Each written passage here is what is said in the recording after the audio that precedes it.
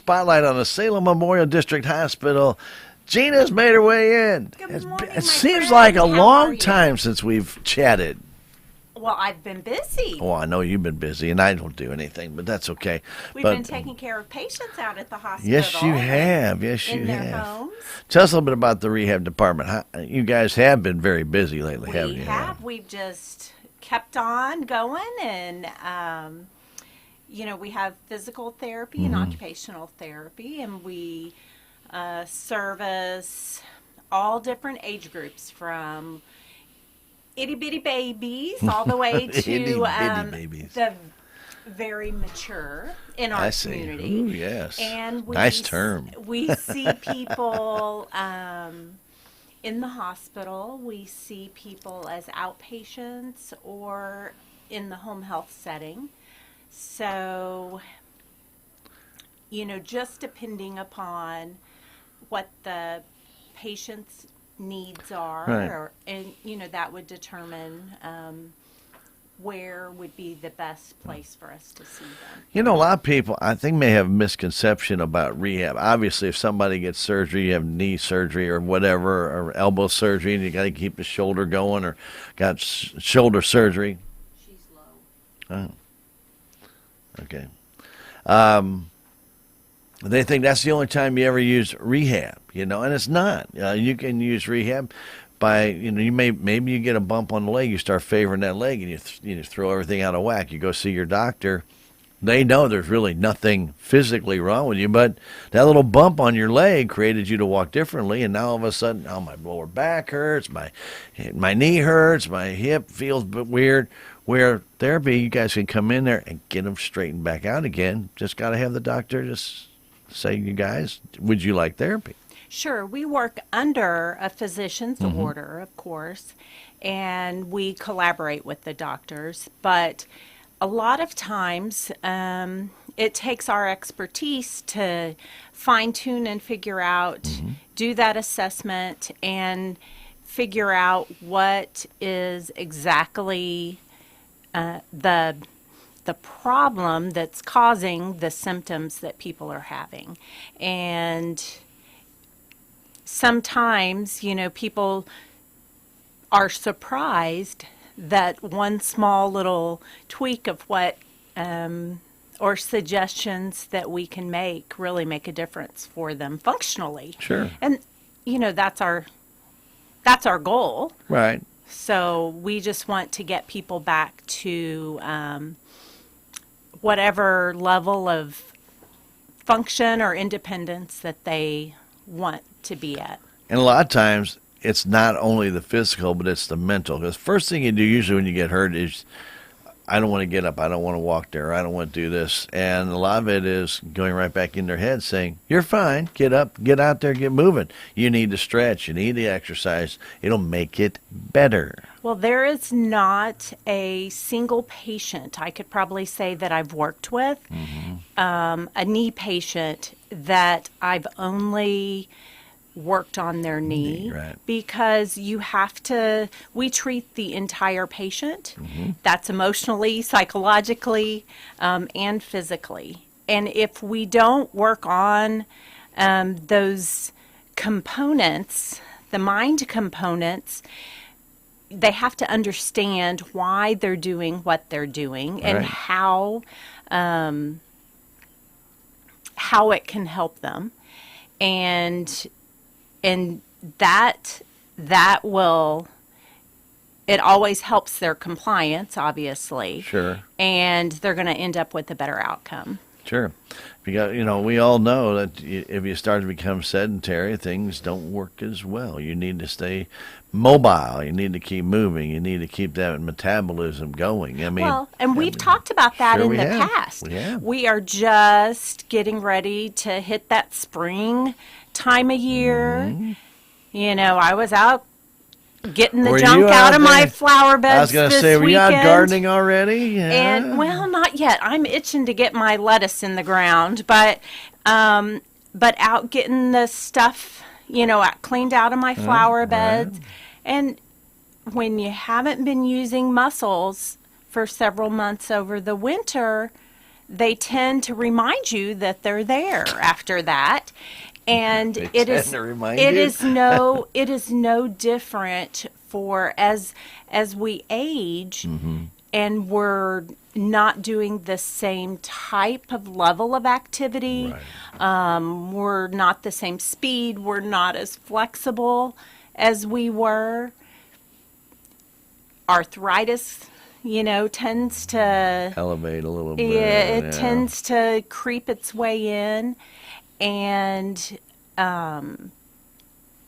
all of those things slow us down. And if we are not intentional about movement, we've talked about that in the past. Sometimes, if we're not intentional about movement, then we just lose that ability altogether. So one of the great things, I think, the strengths of this community is we have some great programs in the community that Right. pull people in, and pull all ages in, and pull in some of the mature chair sitters, Sure. and they do exercise classes and all different levels of activities. And I think that that's great, because that keeps the mind going, and it just keeps us living, keeps us a little more functional and active. I always find, and I used to take a lot more walks than I do now. Of course, I walk between the car and the ball field or somewhere else. But when I like to take walks, just go down to Montauk, just walk around. Go to Echo Bluff, just walk around. I used to go over to Iron Mountain, just walk around. Because first off, the serenity is fantastic. You don't have any phones. You don't have anybody calling you. Leave the phone in the car. Leave it at home. Whatever you need to do. And start thinking. And as you're walking, you're exercising, but your mind, you're getting sharper. You start thinking about things that you probably have forgotten, because now your attention is not on a TV, it's not on your phone, it's not being disrupted by somebody coming and talking to you, and all of a sudden things just seem to become more clear, and you have a better direction of how to get maybe something accomplished. Maybe you've been putting it off, and you finally, you're in your walk, you're thinking, I need to get that done as soon as I get done here, I'm going to go home and get that done. Kind of like Gina going in at home, and I'm going to get into that garden, and I'm going to start doing my gardening.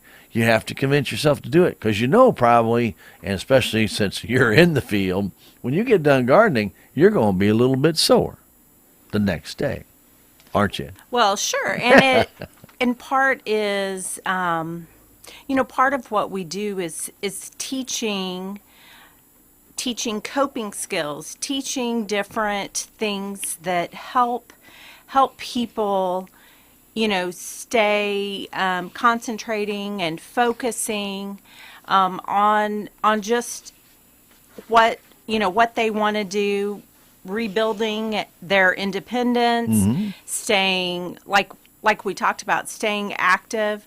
When people have been ill, or you and I have talked about this whole last few years of COVID, are just our interactions with people. The socialization Disintegrated. has just Yeah. completely changed. Yep. And I think kids are a little more resilient than older adults are. And so You've gone through your whole life interacting with people. Now all of a sudden we're going to interact by phone, texting. That's not the same. no, it's not. And so we need that normalcy. We need that activity, and we need that movement. So our bodies are no different. Nope. So that's what we do.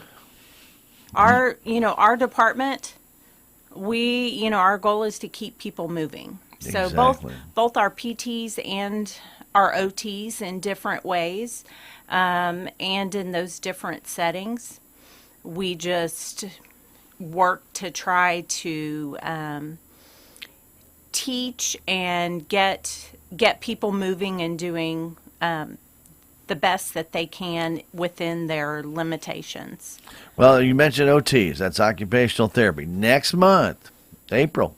Yeah, April is their time to shine. Absolutely. Exactly. Well, It's always a good time. it's for you guys always to a shine. good time But you're saluted in April. That's- Let's put it that way. That's right. Yeah.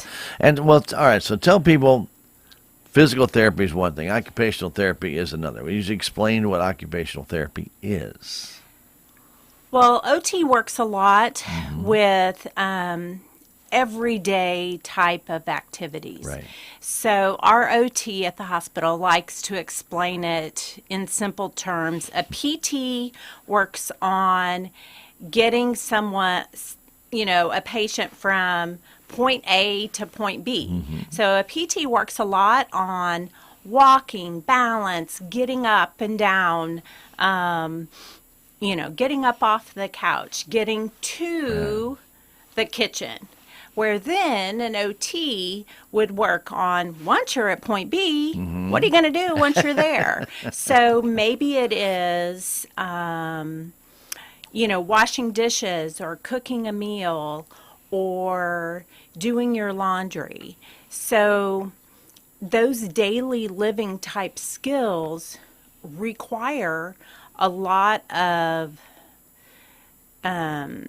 little things, sequencing that our brain has to think through, and just strength and balance and different things that if someone has been ill or they've had a stroke or for some reason are not able to do that, they can step in and help them kind of rethink or retrain different ways to do those things. To adapt to the new conditions. I mean, let's put it this way. If you have some issues where you can't stand up in the shower and you need a shower chair, you have to remember you need a shower chair. When you get in the shower, it's a little bit too late if you don't have one in there to, once you get in the shower, to put it in there with you, because you may not be able to stand for an extended length of time. And they've come up with some of the neatest tools, that, I'm sure. They've got sock putter honors now, and they have, exactly. like you said, shower chairs or reachers or all different kinds of walkers and canes and adaptive silverware. So things like a patient that may have Parkinson's and has that tremors where they're real shaky. Yeah. Well, you don't think about how hard it is to get a spoonful of soup to your mouth. It's not gonna make it when you're really shaky. Well, they have weighted utensils that have larger handles, and sometimes if you can weight that down a little bit, it will allow slow the tremor down and allow them to get that soup. It will allow them, and the whole idea of that is it's a lot better for that patient to continue to make those attempts and to feed themselves than to have someone else putting that spoon of food in their mouth. So we're just trying to keep them independent, try to come up with different ways. One of the other things that we work with a lot in home health is when people are low vision. Right. So as we get older, a lot of problems with our eyesight and vision. Depth perception, things of that nature. Sure. Yeah. Was just at a patient's home yesterday, is recovering from hip surgery. She's legally blind, and she had tripped over a cord on the floor when she was walking because she couldn't see that it was there. So, but just going and teaching them, I've seen our OT put puffy paint on a microwave. So to teach them, this is how, this is the start button, the stop button. Right. Just giving them some ways that they can still be functional, still be independent. As we get older, it is really one of the hardest things to lose that independence. As we work with patients and their families, I mean, it's really hard on the patients when their kiddos have to take away the key Oh, yeah. to the car. But boy, it's hard on those kids too, when, the sons and the daughters. But Sure it is. we want to, if there's ways that we can keep people doing things safely, them doing it themselves, we want to do that. Yeah. So there are lots of tips and strategies and techniques that we can teach them that allow them to do things by I'm themselves. going to call it creative adaptations. Absolutely. I think you guys need to use that term, and I will not patent it so you can. Okay, sounds good. But creative adaptations, because it really is true. Like you said, and sometimes night vision really gets affected where they can't see as well. And sometimes, and I remember a physical therapist, occupational therapist from my dad, says, he goes, okay, I'm going to put this white strip here. This is your guide. You see that white strip, you stay to the right. Do you understand that? And he said, go to the right. When I see the white strip, go to the right. So she put a white strip on the very edge of the wall. So, because at night, his eyesight would not recover quick enough, and he hit the wall. So she put that white strip, and there was enough light that would always hit that white strip that made it that he always just went to the right. He knew he had to go to the right, so once he saw the white strip, and he was good. Never had another problem. But as simple as that is, Gina, a lot of people will never think of that. A little reflective strip or white strip or something that somebody can identify with that it's not going to hurt them. And it's going to help out in the long run. Well, sure. We don't want something like that may prevent a fall, Sure. a broken hip. And if someone lives alone, a broken hip may mean they Really, can't return back home by themselves. Right. So we've talked a little bit about, the older population, the more elderly population, but OTs work with all Everybody, ages. right, sure. Sure. We work with little kids. They work with fine motor coordination. So, like, they'll work with school-age kids with writing, cutting, any of those things, working on attention. So a lot of kids that struggle in school, it's not that they don't have the intellectual Intelligence, ability, to do whatever the thing is the task they're Trying being to do. asked to do. It's that their mind can't focus on that one task because they're so distracted.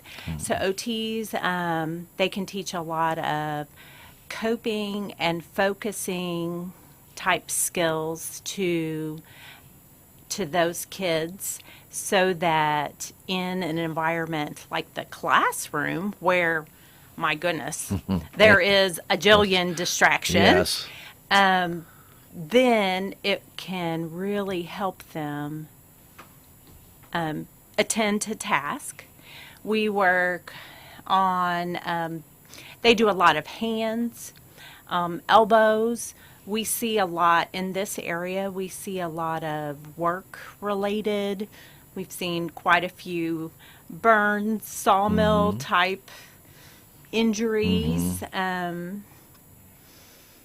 carpal tunnel surgeries, anything that, may involve the muscles Right. that, fine motor types of things. So Full use of your hands, your arms, whatever. Yeah, and one of the things, and you're bringing this out, you're offering such a wide variety of different things that could be happening.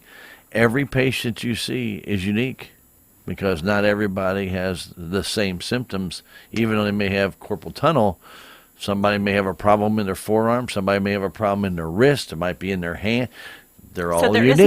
There's not a cookbook. Yeah. Right? Yeah. So we truly take every patient and have to evaluate what symptoms they're having and have to make sure that the problem that we think that they may have is actually the problem that they have, because there's a lot of things that can cause the same symptoms. Sure. And we want to treat the right thing so we end up with a good outcome for them. And let's be honest, you need the input from the patient. They have to be honest with you guys when they're there. Tell us everything that you feel. Because if you don't, you can't really diagnose how to do it. Well, sure. You hope somebody's if you minimize things or you go the other direction and things don't match up, sure, it's very difficult. It is, because you're trying to do the best job you can, but you really need the patient's input as to if I have a knee issue and I tell you it only hurts when I straighten it. Well, that's a step. Okay, when you straighten it when you're walking, when you straighten it when you stand up, when you straighten it in the shower, is there specific times? Can you walk down step? There's a lot of different things there. So, does it hurt if I walk 5 miles and come to a stop? Or does it hurt when I walk to the post office 20 feet and come to a stop? Or does it? So our job is to ask those questions. Sure, but they need to also offer some of that to you as well. So, it's not always on the PT and the OTs. They can't ask every single question, but how you feel. You know what has changed. You know what has changed. You need to tell them what has changed because they can't address it if they don't know it.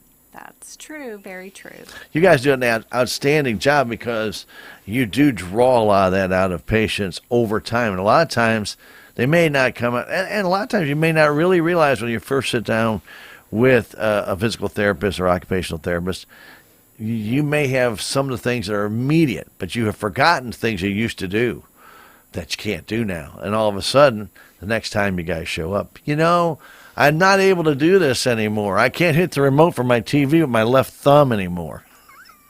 Or some crazy thing like that. But it's important that you guys know because these are all differences that have occurred in their lifestyle because of one thing or another that you guys can work with. Well, sure. And one of the things that they do in the home setting is they look at the environment and they try to make recommendations just for safety purposes. And they're great they have that eye of, if you had a grab bar here in this direction as you got out of the shower, it would really give you a little stability, or as you're stepping down the steps into your garage or backing up, getting back into the house from the garage, just to have that little handle there would really be of help to you. Or helping with specs of a ramp or whatever it may be that just, people don't realize there are so many things out there available that can, really help people. Just this week we had a patient, and the daughter of this patient had to take off work had to take a leave at work because the patient, she struggled. She's been not at home and she can't get out of bed.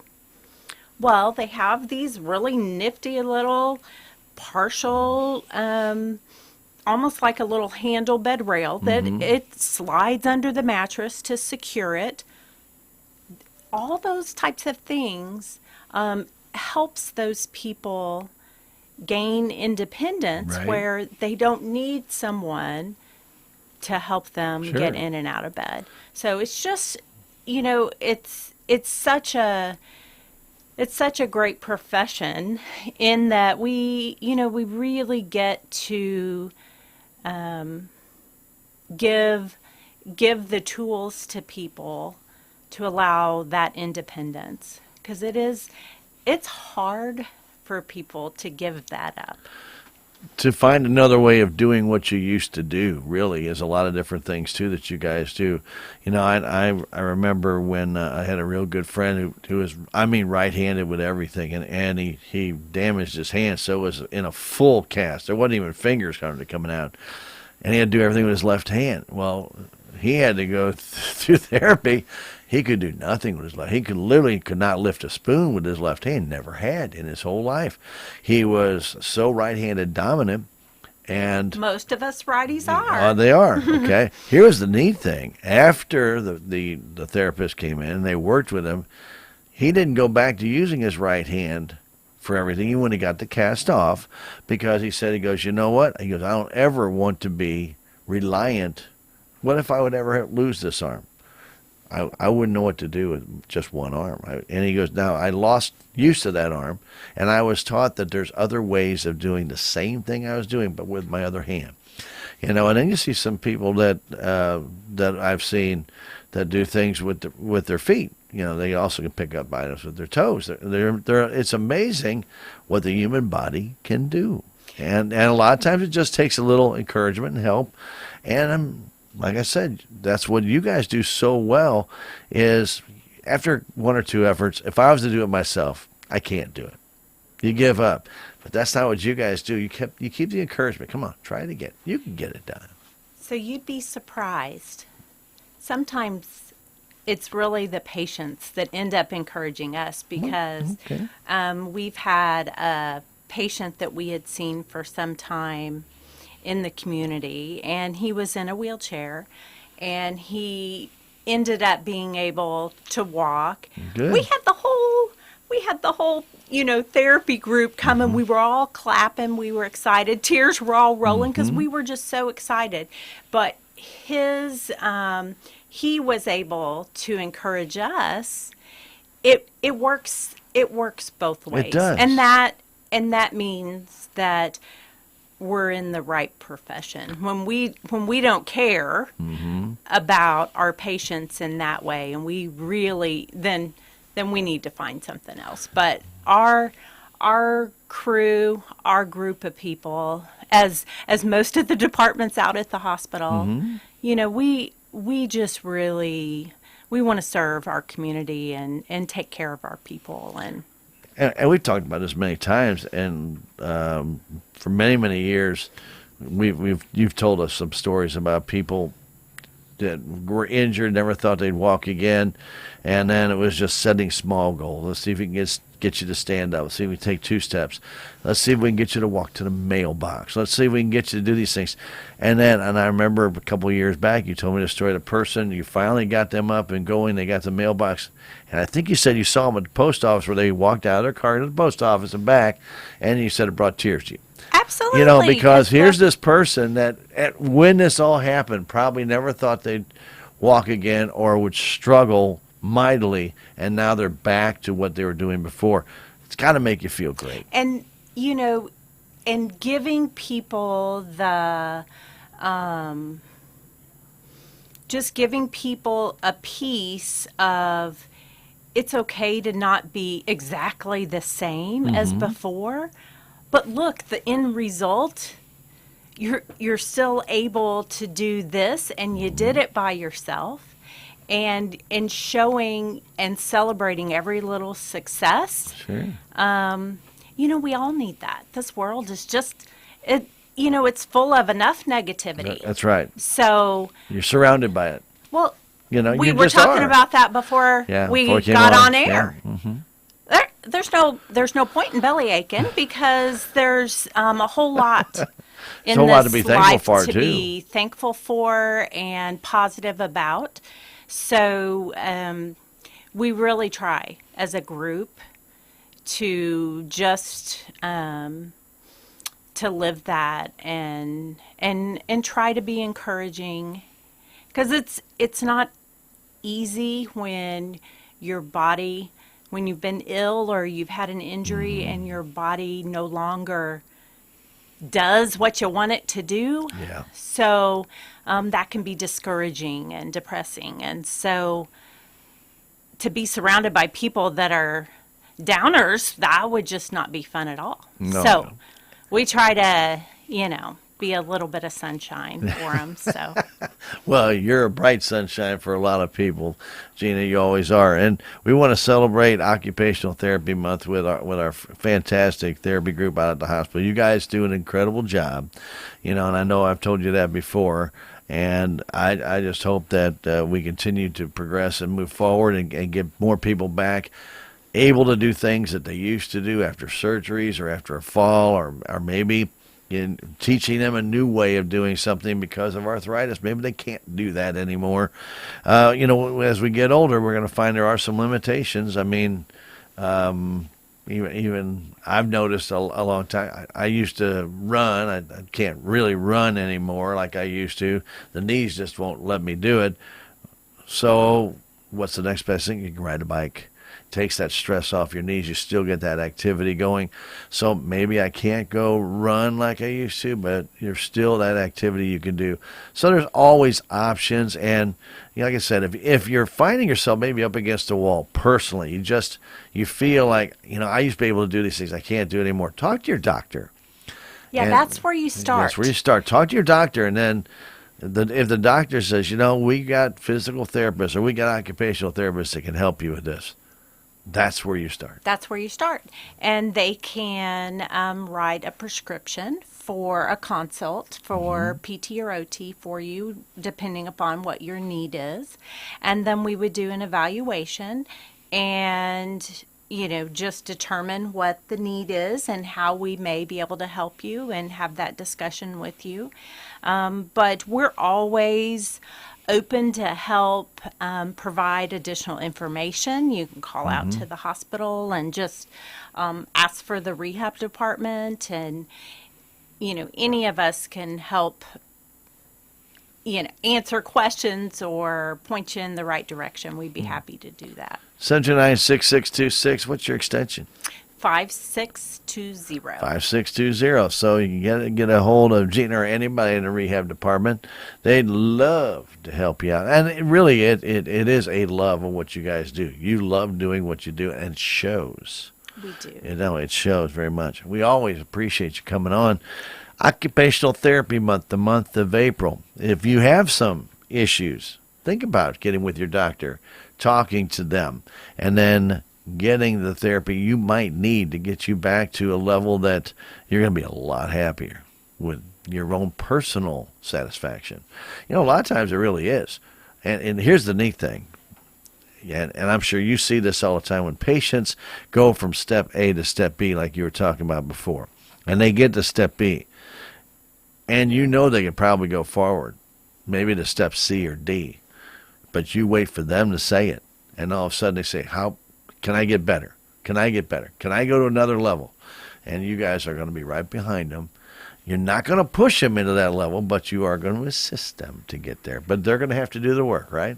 Well, that's true, because we can teach them and we can give them the tools, but we can't do the work. The dedication and desire. Sure. It has to be there. As a patient, you've got to have that desire to get better, and you've got to do the dedication because, well, I know I had to go through rehab treatment on a knee before, and it's not pretty. Sure. I always say it's like playing the piano. If you've never played the piano before and you sit down and you're only going to practice twice a month, you're most likely probably not going to be the best piano player. So it's the same with taking care of your body. Right. If you're only going to follow your diet twice a month, or you're only going to exercise twice a month, Yeah. your outcome is probably not going to be what you want it to be. I hear you.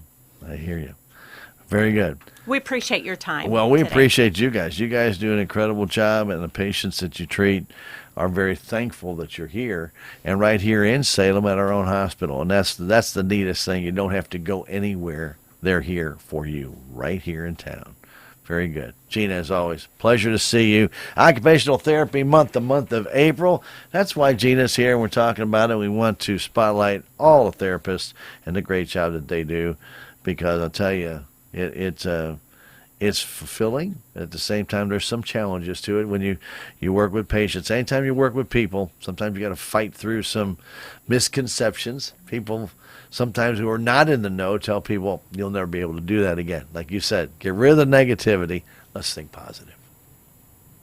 You have a wonderful day. You too. Thanks so much. All right, thank you. Gina Daniels, Director of Rehab, and our spotlight on the Salem